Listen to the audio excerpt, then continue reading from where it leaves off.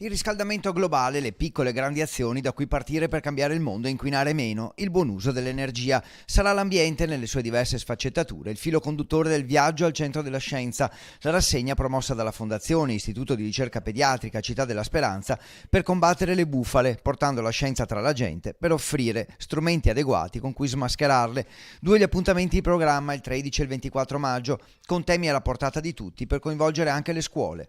Prima di tutto speriamo che capiscano gli adulti che devono prendere le decisioni oggi, perché queste decisioni vanno prese adesso, non possiamo aspettare che i bambini siano grandi per prendere queste decisioni. Si parlerà ad esempio con il meteorologo Luca Mercalli di riscaldamento globale, che dopo 100 anni di ricerca scientifica è ancora un allarme sottovalutato. La causa è nota dalla fine dell'Ottocento, da allora la ricerca scientifica ha fatto enormi progressi, ma nel mondo ancora c'è chi nega quello che sta accadendo. La ricerca deve sostenere le tesi di chi dice che bisogna intervenire subito per cambiare le cose e diciamo che negli anni molto spesso si è considerato questo quasi un argomento di serie B.